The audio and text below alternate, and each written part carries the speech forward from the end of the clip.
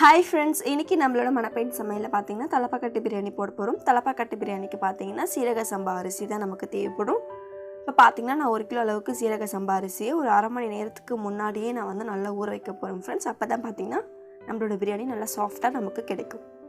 நம்மளோட மணப்பெண் சமையல்ல வீடியோ கீழ இருக்க ரெட் கலர் subscribe பட்டனை பிரஸ் பண்ணிட்டு பக்கத்துல இருக்க பெல் சிம்பலை கிளிக் பண்ணும்போது ஆல் செலக்ட் பண்ணி நீங்க கிளிக் பண்ணி வச்சிட்டீங்கன்னா உங்களுக்கு புது வீடியோஸ் கரெக்ட்டா வந்துரும் friends. இப்ப பிரியாணி செய்ய பாத்தீங்கன்னா நம்ம டபரா எடுத்துக்கலாம். டபரால தண்ணி நல்லா ட்ரை ஆன பிறகு ஒரு 50 ml அளவுக்கு நம்ம எண்ணெய் விட்டுக்கலாம் फ्रेंड्स. அடுத்து பாத்தீங்கன்னா ஒரு 4 ஸ்பூன் அளவுக்கு நம்ம நெய் விட்டுக்கலாம். ரெண்டும் போட்ட பிறகு ஸ்பைசஸ் சேர்க்க போறோம். அதுக்கு பாத்தீங்கன்னா 2 அன்னாசி பூ, 3 மராட்டி மொக்கு, கொஞ்சமா பட்டை, 3 பட்டை இலை, ஒரு 4 கிராம்பு. அடுத்து பாத்தீங்கன்னா ஒரு ஸ்பூன் அளவுக்கு நம்ம சோம்பு சேர்த்துக்கலாம் फ्रेंड्स. எல்லாம் போட்டுட்டு 4 பச்சை மிளகாவையும் நம்ம ஆட் பண்ணிக்கலாம். கீரல் இல்லாம முழுசா போட்டுட்டு நல்லா வதங்கின பிறகு 1 கிலோ நீங்க சிக்கன் பிரியாணி செய்ய போறீங்கன்னா 1/4 கிலோ அளவுக்கு நம்ம வெங்காயம் நல்லா நீட்டு வாக்குல கட் பண்ணி ஆட் பண்ணிக்கலாம். இப்போ எண்ணெயில இந்த வெங்காயம் நல்லா மொருவலா நமக்கு வதங்கி கிடைக்கும். ஒரு 5 நிமிஷத்துக்கு அப்புறம் பாத்தீங்கன்னா இதுக்கு அடுத்து நம்ம பாத்தீங்கன்னா ஒரு 50 கிராம் அளவுக்கு பூண்டு, 50 கிராம் அளவுக்கு இஞ்சி ரெண்டு ஈக்குவலா எடுத்து நல்லா பேஸ்ட் பண்ணி இதல ஆட் பண்ணிக்கலாம். மொத்தமா 100 கிராம் அளவுக்கு நம்ம இஞ்சி பூண்டு விழுது வந்து ஆட் பண்ண போறோம். அடுத்து பாத்தீங்கன்னா 200 கிராம் அளவுக்கு தக்காளி ஆட் பண்ணிக்கலாம். தக்காளி வதங்குறதுக்காக நம்ம ஒரு ஸ்பூன் அளவுக்கு கல் உப்பு ஆட் பண்ணிக்கலாம். ஆட் பண்ணிட்டு நல்லா வதக்கிக்கோங்க.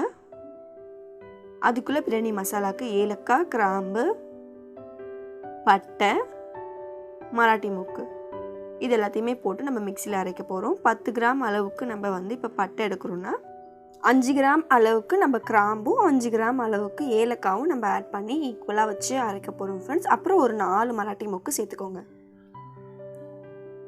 தலப்பாக்கட்டி பிரியாணில கிராம்போட ஸ்மெல் கொஞ்சம் எக்ஸ்ட்ராவா இருக்கும் फ्रेंड्स. இப்ப பாத்தீங்கன்னா தக்காளி வெங்காயம் நல்லா வந்து வதங்கிடுச்சு. ஒரு 1 ஸ்பூன் அளவுக்கு நம்ம வந்து அரைச்சு வச்சிருக்க பிரியாணி மசாலா ஆட் பண்ணிடலாம். அடுத்து பாத்தீங்கன்னா 1 கிலோ அளவுக்கு சிக்கன் நல்லா வாஷ் பண்ணி எடுத்து வச்சிருக்கோம். அதையும் நம்ம ஆட் பண்ணிடலாம்.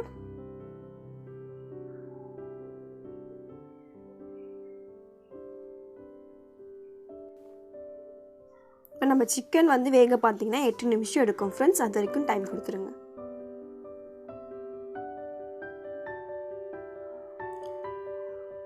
அடுத்து பாத்தீங்கன்னா தயிர் ஒரு 50 கிராம் அளவுக்கு நல்லா கெட்டியான தயிர் நம்ம ஆட் பண்ணிக்கலாம். அப்புறம் ஒரு கைப்பிடி அளவுக்கு புதினா ஆட் பண்ணிக்கலாம். எனக்கு பாத்தீங்கன்னா நம்ம 1 கிலோ அளவுக்கு தான் பிரியாணி செய்றோம். சோ அதுக்கான அளவுக்கு தான் நான் சொல்லிட்டு இருக்கேன் फ्रेंड्स.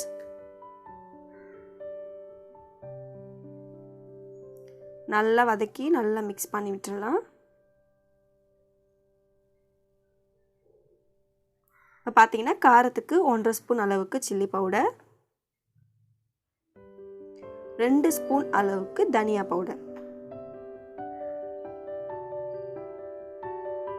ஆட் பண்ணிட்டு நல்லா கலந்து விட்டுருங்க.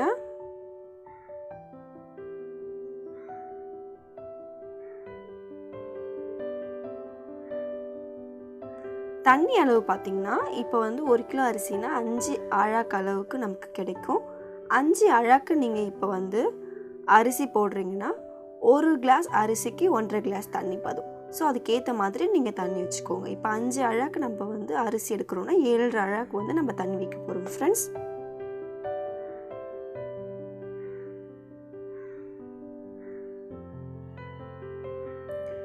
இப்போ பாத்தீங்கன்னா இப்போ தண்ணி எல்லாமே நம்ம வச்சாச்சு. இப்போ பிரியாணிக்கு மொத்தமா சேர்த்து உப்பு போட்டுடலாம். அடுத்து பாத்தீங்கன்னா ஒரு அரை லெமன் வந்து நம்ம சேர்க்க போறோம்.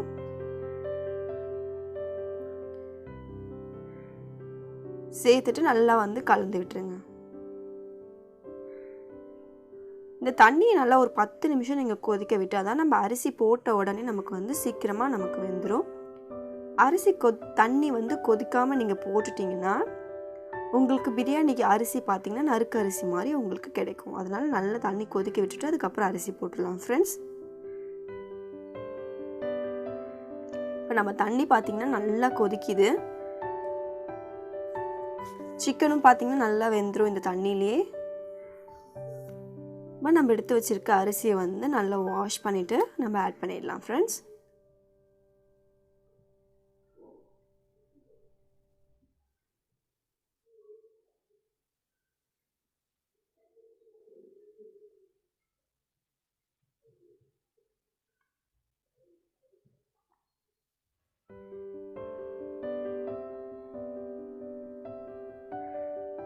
நல்லா மிக்ஸ் பண்ணிடலாம்.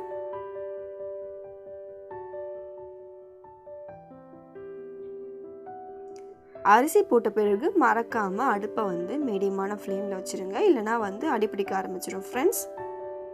ஒரு 5 நிமிஷம் மூடி போட்டுடலாம். 5 நிமிஷத்துக்கு அப்புறம் பார்த்திங்கன்னா நம்மளோட அரிசி பார்த்திங்கன்னா 3/4 பதம் வெந்திருக்கும்.